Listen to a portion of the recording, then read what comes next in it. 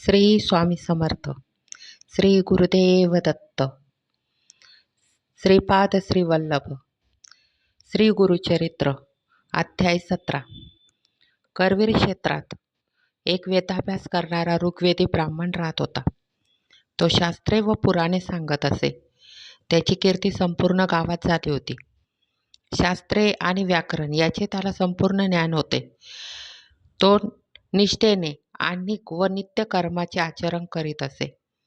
त्याला एक पुत्र झाला, परंतु तो जन्मापासूनच मंदबुद्धीचा होता. दुर्दैवाने काही वर्षांनी त्या बालकाचे आई वडील दुःखी असमाधानी अवस्थेत कालावत झाले. म्हणून तो आपल्या आजोबा आजीकडे राहू लागला. तो 7 वर्षाचा झाला तेव्हा त्याच्या आजोबांनी त्यांची मुंज केली. आजोबांनी त्याला संध्या गायत्री मंत्र शिकवण्याचा प्रयत्न केला, परंतु शिकलेले त्याच्या काहीच लक्षात राहत नसे. तेव्हा तो वेदाभ्यास तरी कसा करणार? त्याला शिकण्याची खूप जिज्ञासा होती, परंतु मंदबुद्धीचा असल्याने त्याच्या काहीच लक्षात राहत नसे. जेथे कोणी अध्ययन सांगत शिकवित असत तेथे तो जाऊन शिकण्याचा प्रयत्न करीत असे, पण लगेच विसरून जात असे. गावातील विद्वान लोक त्याची चेष्टा करीत असत, निर्भसना करत असे, त्याला खूप टाकून बोलत असे. ब्राह्मण कुळात जन्माला येऊन सुद्धा तुझे जीवन व्यर्थ आहे. ज्याला विद्या असते तोच लोकात मोठा मानला जातो. विद्या ही ब्राह्मणाची ठेव आहे.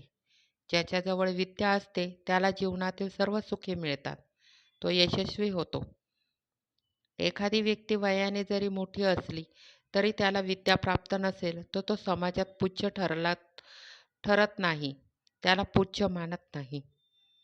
त्या गावातील ब्राह्मणांना त्याने विचारले, माझी शिकण्याची खूपच इच्छा आहे, तेव्हा या परिस्थितीत मी काय करावे? आपल्याकडून मला प्रेरणा व मार्गदर्शन मिळावे अशी मी आपणास विनंती करतो. तेव्हा हे ब्रह्मवृंद उपासाने त्याला म्हणाले, तुला विद्या प्राप्त होण्यासाठी पुनर्जन्म घ्यावा लागेल.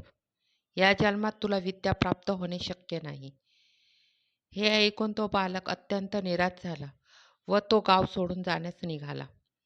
वाटेत अरण्यातून जात असता अनेक वाईट विचार त्याच्या मनात येऊ लागले. तो खिन्न मनाने जात असता त्याला वाटले, मला सगळे लोक दूषणे देतात, आता मी जगून काय उपयोग आहे? जीव देण्याशिवाय मला आता दुसरा मार्गच नाही. असा विचार करीत तो चालला असता भिलवाडी गावात आला.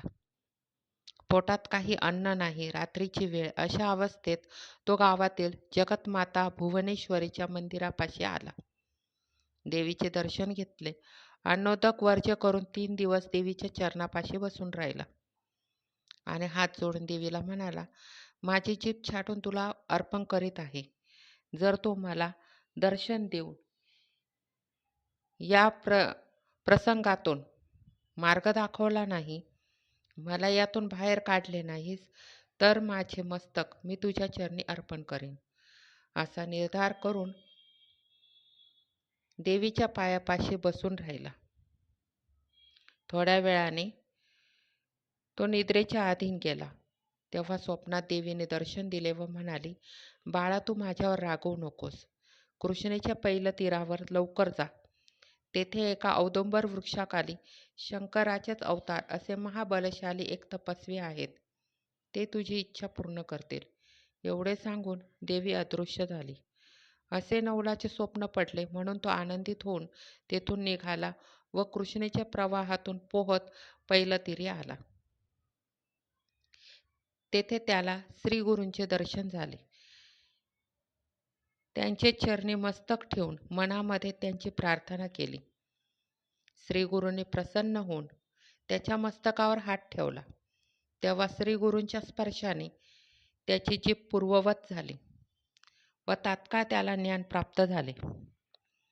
त्याच्या हृदयात वेद, शास्त्रे, पुराणे, भाष्य, व्याकरण आदी सर्व ज्ञान प्राप्त झाल्याचे जाणवू लागले. परिसाचा स्पर्श होताच